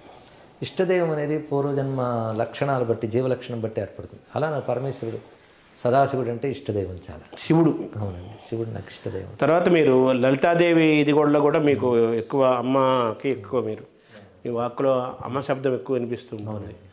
అందుపక్క ఆంజనేయ స్వామి ఇది కూడా మీకు అనిపిస్తుంటుంది. ఇందరి దేవతల ఆకర్షణల మధ్య మీరు కొట్టుమిట్టడం లేదా? లేదండి, ఎందుకంటే మన సంస్కృతిలో పరతత్వం ఒక్కటే, సచ్చిదానంద బ్రహ్మం. అందుకే ఉపాసకానాం కార్యార్థం బ్రహ్మణో రూపకల్పన అన్నట్లుగా ఒకే పరబ్రహ్మం ఉపాసకుల కోసం బహురూపాలు ధరిస్తుంది. అందుకే నేను ప్రధానంగా శివభక్తుడైన రాముడన్నా కరిగిపోతా, కృష్ణుడన్నా తన్మయుడిని అవుతాను. అదేవిధంగా మన సనాతన ధర్మంలో వేదం ప్రతిపాదించిన దేవతలందరి పట్ల నాకు భక్తి ఉన్నదండి. ఒకే స్పందన లభిస్తుంది వారి గురించి తలుచుకుంటే. సబ్కా మాలిక్ ఏక్ హై అన్నట్టు. అవునండి, మన సహజంగా మన తత్వచింతనే అది కదా. ఇది మన సంప్రదాయ మార్గమే. వ్యాసుడు, శంకర భగవత్పాదులు వారందరూ ఈ మార్గంలో వెళ్ళిన వారే. అయితే ప్రధానంగా నాకు శ్రీ విద్యలో ప్రవేశం వచ్చిన తర్వాత అమ్మవారి ఆరాధన. నాకు చిన్నప్పటి నుంచి అమ్మ అంటే చాలా భక్తి. శివుడు శక్తి వేరనే భావన నాకు లేదు. శివశక్తి ఐక్య రూపమే. అందుకే కొందరు అంటారు నువ్వు శాక్తేయులో శైవులు అని. శివశాక్తేయులు ఉంటాను. ఇప్పుడు మీరు ఇందాక చెప్పుకుంటూ వచ్చారు ఈ సంస్కృత భాషుడు అవన్నీ, తర్వాత మన శ్రీహర్షుడు చెప్పుకుంటూ వచ్చారు కదా, మురారి, ఇలా తర్వాత ఆదిశంకరాచార్యుల్ని మీరు ఎలా చూడాలి? ఆయన్ని మనం మహాకవిగా చూడాలా, మహర్షిగా చూడాలా, శివుడిగా చూడాలా, ఎలా చూడాలి? 1000 పడగల విశ్వనాథ్ వరకు మాట అంటారు, ఆదిశంకరులు మించిన కవి లేరని. అది నిజమే, గొప్ప కవి ఆయన. అయినప్పటికీ దాన్ని మించి తత్వవేత్త ఆయన. కవిత్వం పైది తత్వం.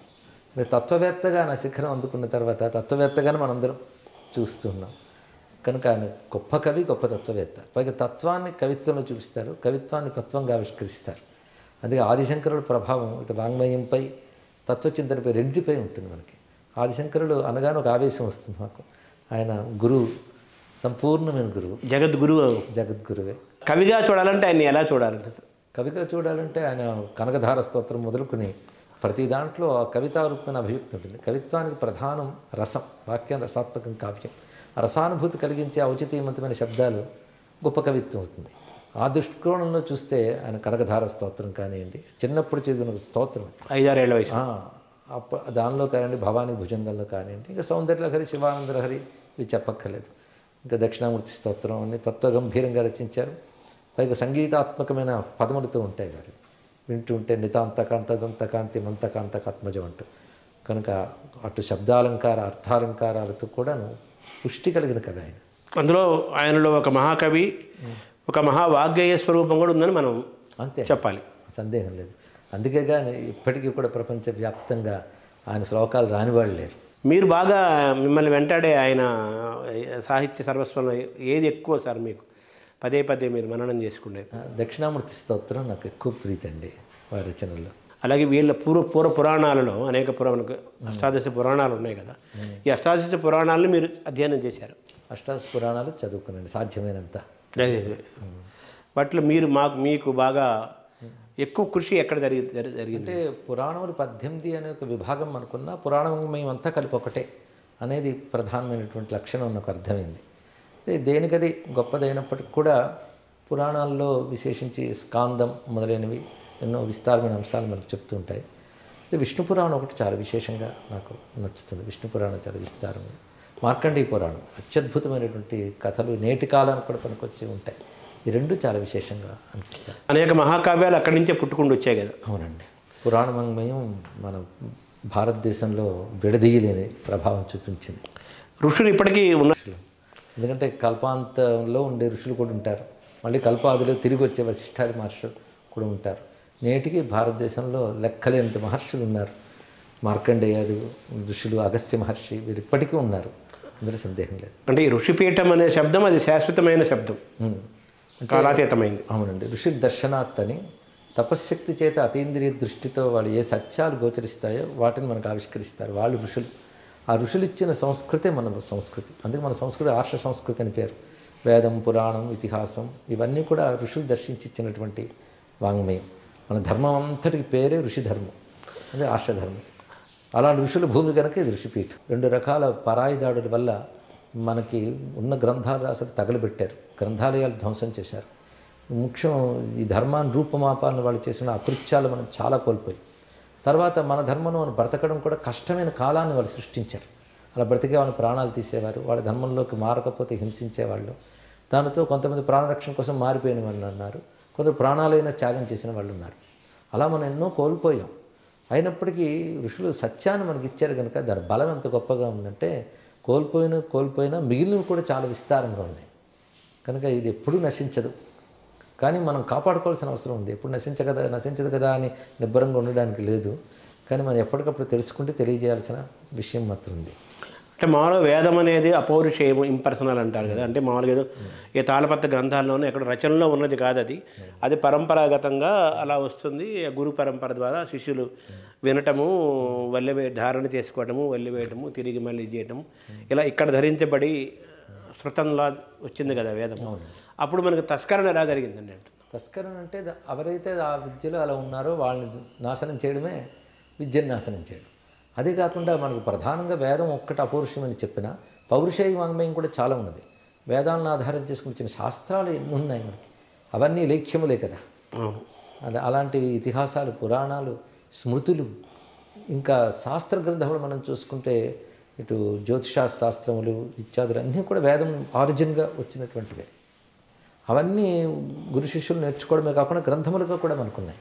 అలాంటి గ్రంథాలు ఎన్నుండేవో అవన్నీ కూడా ఇళ్లలోకి దూరి మరీ బయటకు తీసుకొచ్చి 4 రోజుల కోడల్లో దగ్ధం చేసిన మనకు చరిత్ర చెప్తున్నది. ఇన్ని కోల్పోయినా మనకి ఇంకా మిగిలి ఉన్నాయి. మనం ఎక్కువ కోల్పోయామంటారు? ఎక్కువ కోల్పోయిన సందేహం లేదండి. ఎందుకంటే నలంద లాంటి విశ్వవిద్యాలయాలు దగ్ధం చేసినప్పుడు కొన్ని నెలలు పట్టే. అలా కాశ్మీర్ దేశంలో ఎన్నో ఆలయాలని ధ్వంసం చేశారు. ఇంకా మనకు ప్రస్తుతం చెప్పుడుతున్న భారతదేశంలో ధ్వంసం చేసినవి సామాన్యం కాదు. ఆలయాలంటే కేవలం కట్టడాలే కాదు, వాటి వెనకాల విజ్ఞానం ఉండేది, వాటిని ఆధారం చేసుకుని విద్యా సంస్థలు ఉండేవి, అన్నీ ధ్వంసమయ్యాయి. భారతీయుల యొక్క ఆలోచన విధానంలో జ్ఞానం అనేది దర్శనం ద్వారా జ్ఞానం జరుగుతుంది భారతీయుడికి. పఠనం కేవలం పఠనం ద్వారా కాదు, దర్శనం ద్వారా జ్ఞానం పొందుతుంది. మన ఋషులందరూ కూడా దర్శనం ద్వారానే అపారమైన జ్ఞానాన్ని పొందారు, సృష్టించారు, జాతికి అందించారంటారు కదా.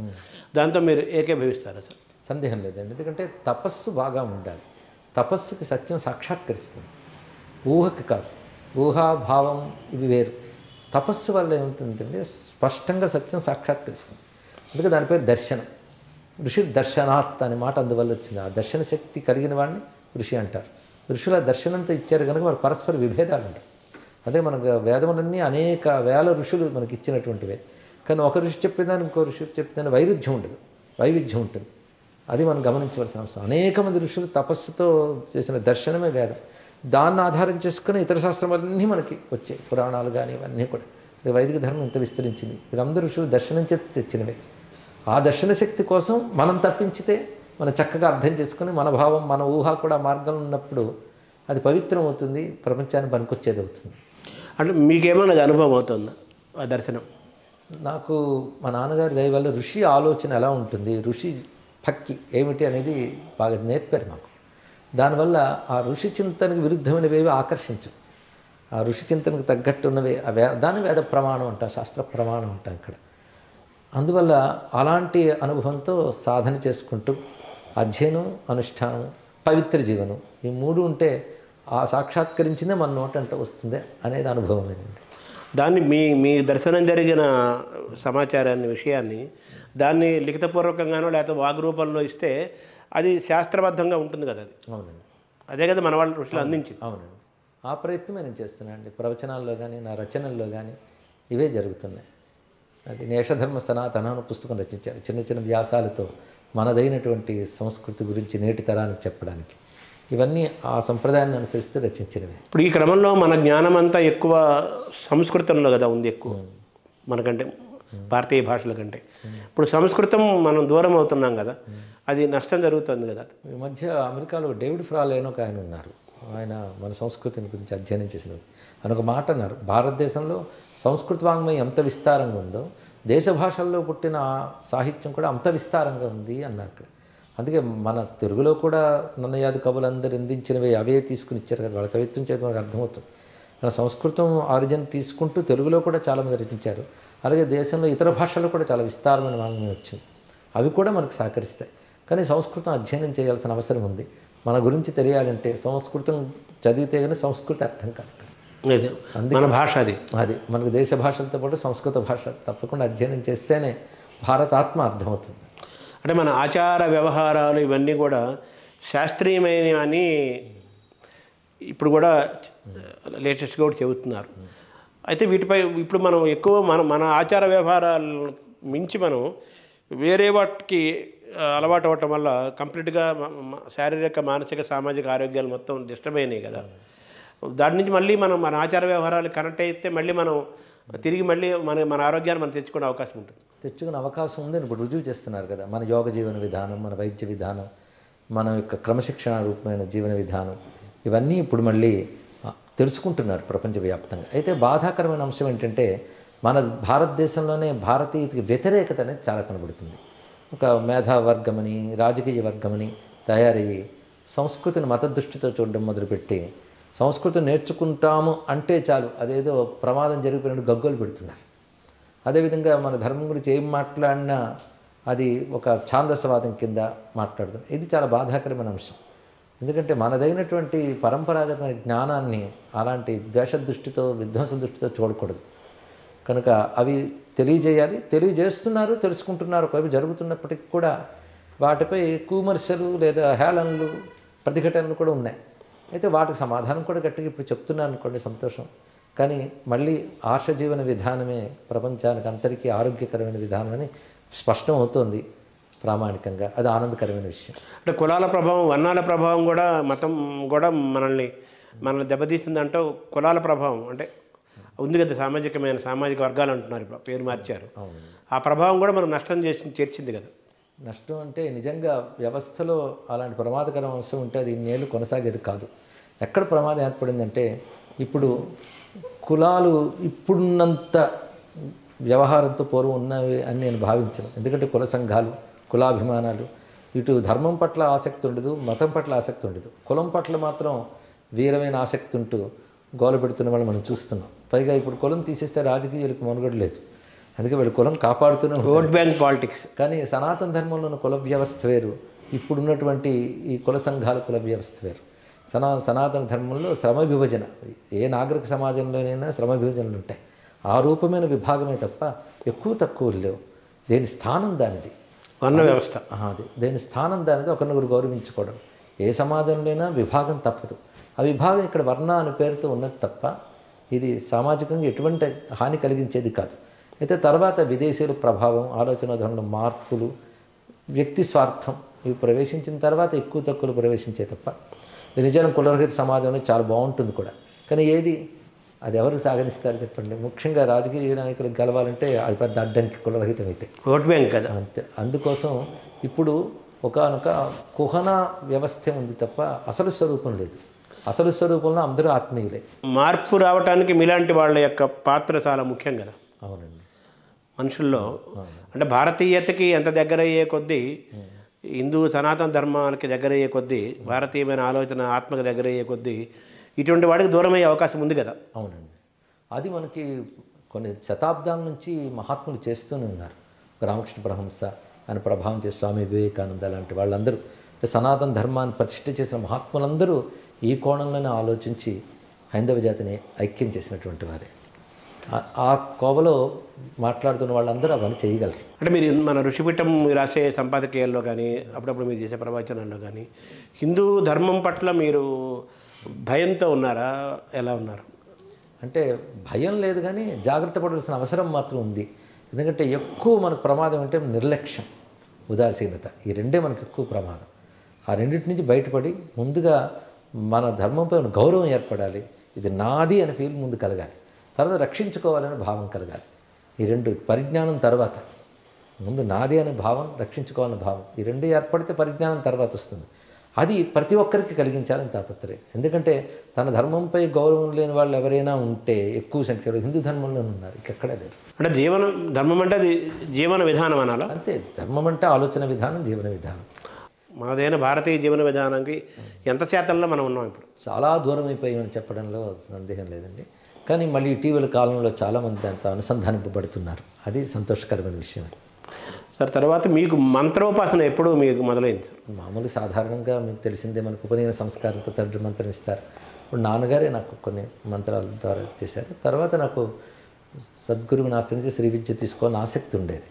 అది నాకు ఇందాక చెప్పిన మద్రాసులో తీరింది.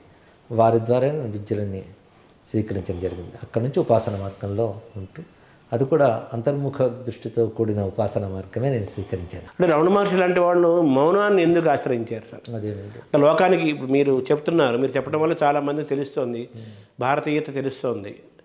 అన్ని తరాల వాళ్ళు, అన్ని జనరేషన్స్ వాళ్ళు కనెక్ట్ అవుతున్నారు, తెలుసుకుంటున్నారు. అటువంటి జ్ఞానులు మౌనాన్ని ఎందుకు ఆశ్రయించారు రమణ మహర్షి? మౌనం అంటే జ్ఞానం అని అర్థం అండి. మౌనం అనే పదానికి జ్ఞానం అని అర్థం. అయితే మహాత్ములు ఆయన మౌనంలో ఉండుంటే రమణ మహర్షి మనకు తెలిసేవారు కాదు. ఆయన సిద్ధులై మౌనంలో ఉన్నారు, కానీ ఆయన మౌనం వదిలి మాట్లాడితేనే మనకు తెలిసారు. అది ఆ మౌనానికి వ్యాఖ్యానమే వారి మాట.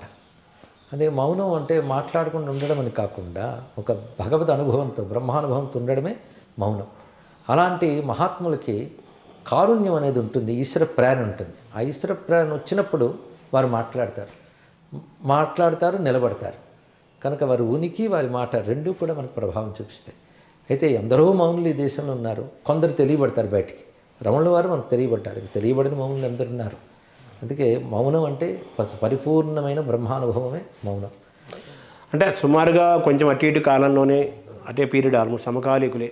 అటుపక్క ఉత్తరాంధ్ర ప్రాంతంలో కావ్యకంఠ వాసిష్ఠ గణపతిముని, అటు నర్సరాపేట పలనాడు ప్రాంతంలో బెల్లంకొండ రామరాయ కవీంద్రుడు, వీళ్ళంతా ఉన్నారు. వీరి సాహిత్యం కూడా లోకానికి అందాల్సిన అవసరం ఉంది. సంస్కృత వాంగ్మయంలో ఉన్నాయి వాళ్ళ రచనలన్నీ కూడా. అవి ఎప్పుడైనా మీరు మీ దృష్టికి వచ్చాయి? తప్పకుండా. నేను అందుకే నా ప్రవచనాల్లో కేవలం సాధారణంగా చెప్పే రామాయణ భారత భాగవతాలు మాత్రమే కాకుండా అరుదైన గ్రంథాలను నేను తీసుకొస్తున్నాను. కావ్యకంఠ గణపతి గారి ఉమాశాస్త్రం 1000 శ్లోకాలకు నేను ప్రవచనం చేశాను. అలాగే నారాయణ భట్టాత్రి కేరళలో సంస్కృతంలో నారాయణీని రచించారు, దానిపై ప్రవచనం చేశాను. మయూరుని సూర్యశతకంపై మాట్లాడాను. ఇలాగ మనవైన అరుదైన గ్రంథాలు కూడా తీసుకొస్తున్నాను. బెల్లంకొండ రామరాయ కవి గారు ఆయన అద్వైత తత్వవేత్త, ఆయన సంస్కృతం రచించిన భాష్య గ్రంథాలు వీటి గురించి కూడా నా ప్రవచనాలు చెప్తుంటాను. అప్పయ్య దీక్షితులు మహానుభావులు సంస్కృత కవి, వారి రచనలు కూడా నేను చెప్తుంటాను. అరుదైన ఇటువంటివి మన వాళ్ళకి తెలియాలనే ఉద్దేశంతో వాటిని మన ఏదైన భాషలో చెప్తూ ఉన్నానండి. అంటే ఋషిపీఠం భవిష్యత్తు నిర్మాణం ఏంటి సార్? అంటే ఋషిపీఠం ఇప్పుడు ఇంతగా రావడమే నాకు అనూహ్యం. కేవలం పత్రిక నడిస్తే చాలనుకున్నాను, పెద్ద విస్తారమైన సంస్థగా అది మారింది. దాన్ని బట్టి ధార్మిక సేవా కార్యక్రమాలన్నీ చేస్తున్నాను.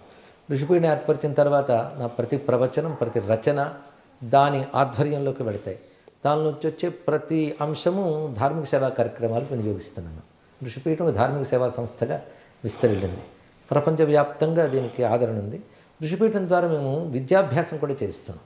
సంస్కృతం ఒకటి, అలాగే పిల్లలకి మన సంస్కృతికి ఒక పద్ధతిగా ప్రణాళిక పాఠాలు నేర్పడం ఒకటి.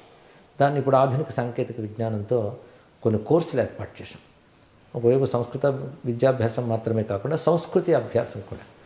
దానికి ధృవజ్ఞానం అని, గురుభ్యో నమః అని పాఠాలుగా పనిచేసి భగవద్గీత అధ్యయన కోర్సులు కూడా పెట్టాం. సిలబస్ తయారు చేసి ఋషి విద్యాభ్యాసం మనకు వింగ్ ఒకటి ఋషిపీఠంలో ఏర్పాటు చేశాను. అంటే ఏదైనా ఇంకా విస్తరణ చేస్తున్నారు. ఉంది ఒక గొప్ప విద్యా సంస్థగా ఋషిపీఠం ఎదగాలని నా కోరిక. దానికి సంబంధమైన ప్రయత్నాలు జరుగుతున్నాయి. క్రమక్రమంగా అవి పరిపూర్ణం అవుతాయని ఆశ ఉంది. అంటే మరి ఇందాక మీరు మాట్లాడుతూ ఒకప్పుడు నలంద లాంటి విశ్వవిద్యాలయాలు ఉండేవి, వాటిలో చాలా గొప్ప గొప్ప అపారమైన జ్ఞాన సంపద ఉండేది, గొప్ప గొప్ప జ్ఞానులు తయారయ్యేవాళ్ళు, ఇతర దేశాల నుంచి వచ్చి కూడా జ్ఞానాన్ని పొంది వెళ్ళేవాళ్ళు అన్నారు కదా. అటువంటి రావాల్సిన అవసరం ఉందని చాలామంది భావిస్తున్నారు కదా. సో ఋషిపీఠం అక్కడ ఏమైనా కనెక్ట్ అవుతుందా? ఆ ప్లేస్ దానికే అడుగులు వేస్తున్నామండి. అవి చిన్న చిన్నగా మొదలుపెట్టాను. నాకు కూడా పెద్ద విద్యా సంస్థగా దీన్ని విస్తరింపజేయాలని ఉన్నది. అయితే ప్రస్తుత దేశకాల పరిస్థితుల్లో ప్రతికూలతలు చాలా ఉన్నాయి ధర్మ విషయంలో, మీకు తెలిసినటువంటివి. వాటిని మనం సానుకూలపరుచుకుంటూ చేయాలి. తప్పకుండా ఒక విద్యా సంస్థలు అవసరం. కొందరు ఇలాగ కమిట్మెంట్తో చేస్తున్న వాళ్ళు ఉన్నాయి, కొన్ని సంస్థలు ఉన్నాయి. అలాగే ఇది కూడా విస్తరించాలని, అలాగే పీఠాధిపతులు మొదలైన వారు కూడా మంచి విద్యా సంస్థలు నడుపుతున్నారు. ఇటు అధునాతన విద్యలకి సంప్రదాయ విద్యలకు అనుసంధానపరుస్తూ ఆ విధంగా ఇది కూడా ఒక పెద్ద విద్యా సంస్థ కావాలని నా కోరిక. అంటే హైదరాబాద్ కేంద్రంగా చేస్తారా మీరు? అంటే ప్రధానంగా హైదరాబాద్ కేంద్రంగా ఉంటూ చేయాలని. సార్ తర్వాత మన తెలుగుదనము ఎలా ఉందని భావిస్తున్నారు సార్? భారతీయత నుంచి మనం తెలుగుదనంకి వచ్చాము. ఇప్పుడు అది చిత్రం ఏంటంటే ప్రస్తుత పరిస్థితుల్లో ఒకవైపు నిరాశ ఉంటుంది, మరొక ఆశ కలుగుతుందండి. ఒకవైపు మనం తెలుగుని మర్చిపోతున్న తరం బాగా పెరుగుతుంది. తెలుగు మామూలు మాటలు కూడా అర్థం కాని పరిస్థితి ఏర్పడ్డాయి. పైగా భాషా భేదాలు కూడా రాజకీయంగానే కనిపిస్తున్నాయి ఇక్కడ ఇవన్నీ కూడా. ఇది కనబడుతుంటే మళ్ళీ మనం అన్నీ అధ్యయనం చేస్తూ నేర్చుకుంటున్న వాళ్ళ సంఖ్య కూడా పెరుగుతుంది. ఆ మధ్య అమెరికా నుంచి పిల్లవాడు వచ్చి పోతన భాగవతం 1000 పద్యాలు నోటుకొచ్చినవాడు కనబట్టి చదువుతున్నాడు. చాలా సంతోషం కలిగింది. ఇలాగ నేర్చుకుంటున్న వాళ్ళు ఒకవైపు అవధానాలు కూడా పెరుగుతున్నారు. అవధానాల సంఖ్య విదేశాల నుంచి వచ్చిన వాళ్ళు కూడా చేస్తున్నారు. అది ఒకవైపు సంతోషం కలుగుతుంది. భాషాభివృద్ధికి అవధానం చాలా పనికొస్తుంది. అవధానం పట్ల మీ ఆకర్షణ కానీ అవధానంతో మీ అనుబంధం ఏంటి? అవధానం పట్ల చాలా గౌరవం, ఆ కళ ఆదరిస్తాను, తర్వాత అదేవిధంగా ఆస్వాదిస్తాను. కానీ అందులో నేను ఎప్పుడు ప్రవేశించలేదు, చేయాలని ప్రయత్నం కూడా చేయలేదు. అవధానం అంటే మన వేదం నుంచి వచ్చిందే కదా, అది కూడా అంతేనండి. అది గొప్ప విద్య అండి. సరస్వతీదేవి యొక్క గొప్ప స్వరూపం అవధానంలో కనబడుతుంది. సార్ మీకు సినిమా కవుల్లో బాగా ఇష్టమైన కవులు, మిమ్మల్ని బాగా ఇన్ఫ్లుయెన్స్ చేసిన కవులు ఎవరు సార్? అంటే ప్రాచీనంలో మీరన్న దేవులపల్లి కృష్ణశాస్త్రి గారి ప్రభావం బాగా ఉన్నదండి. సినిమా పరంగా కూడా? సినిమా పరంగా కూడాను వారు ఎక్కువ ఇష్టం. తర్వాత ఆత్రేయ గారు మొదలైన వారు, నారాయణ రెడ్డి గారు ఒక అద్భుతం సినిమా రంగంలో, అపారమైనటువంటి ప్రతిభావంతులు, గొప్పగా రచించారు. వారి సాహిత్యం కూడా నాకు చాలా ఇష్టం. ఆ తర్వాత వేటు సుందరమూర్తి గారు, సిరివెన్నెల సీతారామ శాస్త్రి గారు చాలా అభిమానం అండి. సంగీత దర్శకులు సార్? సంగీత దర్శకుల్లో పూర్వం వారిలో కేవి మహాదేవన్ గారు చాలా ఇష్టం. తర్వాత వచ్చిన వారిలో అనేక మందిని చూస్తున్నాను, అందరూ మంచి సమర్థవంతులే. ఎక్కువ కేవి మహాదేవన్ మీకు మలయాళీ అయినప్పటికీ కూడా అవునండి. రచనలు ఏమైనా రాబోతున్నాయి సార్ మీ దగ్గర నుంచి త్వరలో? ఇంకా ముఖ్యంగా నేను శివపదాలే తీసుకురావాలండి. ఆ శివపదం నేను సుమారు 1000 దాకా రచించాను. ఇంకా 300 పాటల దాకా ముద్రణ అయ్యాయి. సంగీతం స్వరపరచబడి కూడా బయటకు వచ్చాయి. అప్పట్లో ఎస్ బాలసుబ్రహ్మణ్యం గారు చేశారు. తర్వాత గరిమెళ్ళ బాలకృష్ణ ప్రసాద్ గారు ఎక్కువ చేశారు. మల్లాది సోదరులు వీరందరూ చేశారు. ఇంకా జరుగుతున్నాయి అవన్నీ కూడా.